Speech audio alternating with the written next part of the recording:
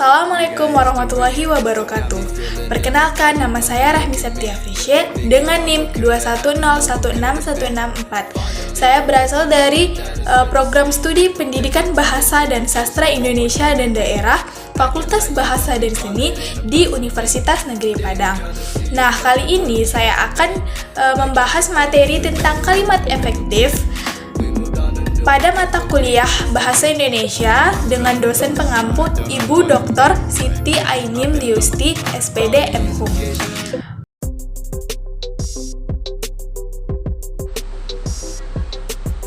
Nah, kali ini saya akan membahas tentang pengertian dari kalimat efektif. Nah, kira-kira kalimat efektif itu apa? Pengertian kalimat efektif adalah kalimat yang susunannya mudah dipahami dan makna kalimat tersebut tersampaikan dengan tepat kepada pembaca atau pendengar. Sebuah kalimat efektif haruslah memiliki kemampuan untuk menimbulkan kembali gagasan-gagasan dalam pikiran pendengar atau pembaca seperti apa yang terdapat pada pikiran penulis atau pembicara. Hal ini berarti bahwa kalimat efektif haruslah disusun secara sadar untuk mencapai daya informasi yang diinginkan penulis atau pembaca. Razak 1988 mengemukakan kalimat efektif adalah kalimat yang mampu mewakili gagasan atau pikiran yang disampaikan oleh pengarang sehingga tergambar jelas dalam pikiran pembaca persis seperti yang disampaikannya. Pakar lain seperti Semi 1989 berpendapat bahwa kalimat efektif adalah kalimat yang harus memenuhi sasaran, mampu menimbulkan pengaruh, dan meninggalkan kesan. Nah, selanjutnya adalah syarat dari kalimat efektif. Yang pertama, gagasan yang ada di dalamnya dapat diterima oleh pendengar maupun pembaca dengan mudah, jelas, dan lengkap, seperti apa yang dimaksud oleh penulis atau pembicaranya. Yang kedua, kalimat tersebut tidak mengandung maksud yang lain atau menyimpang.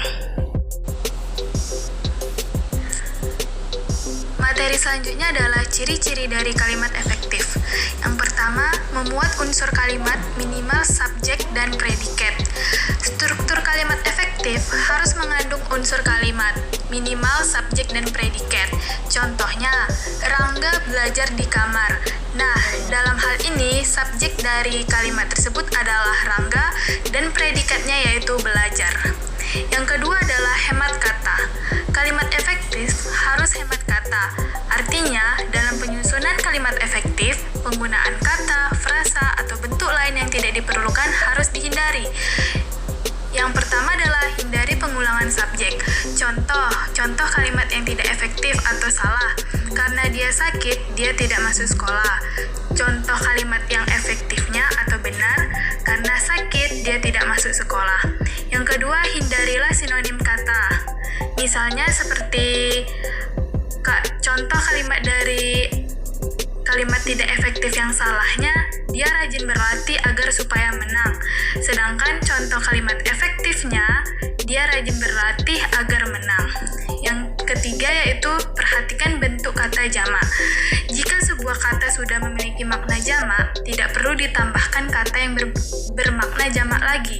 Contoh kalimat yang tidak efektif atau yang salah, para hadirin dimohon berdiri. Sedangkan contoh kalimat efektifnya atau yang benarnya yaitu hadirin dimohon berdiri. Bisa kita lihat dalam slide presentasi ini. Selanjutnya adalah makna yang tepat. Kalimat efektif hanya memiliki satu makna, tidak ambigu ataupun menyimpang. Oleh sebab itu, perlu diperhatikan penggunaan kata atau diksinya. Contoh, mahasiswa perguruan tinggi yang terkenal itu menerima hadiah. Coba kita baca ulang. Pasti kita jadi bingung kan? Karena di situ kalimatnya itu ambigu. Di sini yang dimaksudnya itu siapa yang terkenal? Apakah seorang mahasiswanya atau perguruan tingginya? Nah, supaya efektif, kita bisa mengubahnya menjadi salah satu dari dua bentuk berikut, sesuai dengan makna yang dituju. Mahasiswa yang terkenal itu menerima hadiah, dan yang kedua, mahasiswa dari perguruan tinggi terkenal itu menerima hadiah. Selanjutnya adalah kelogisan bahasa. Kalimat efektif harus memiliki kelogisan bahasa.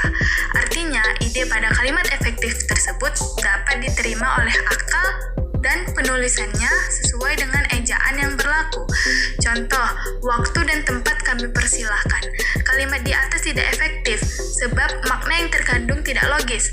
Coba deh kita pikirkan, apakah waktu dan tempat itu bisa dipersilakan? Seharusnya kalimat tersebut diubah menjadi untuk Bapak atau Ibu kami persilahkan. Nah, ciri-ciri yang berikutnya adalah menggunakan ejaan dan kaidah kebahasaan yang baku.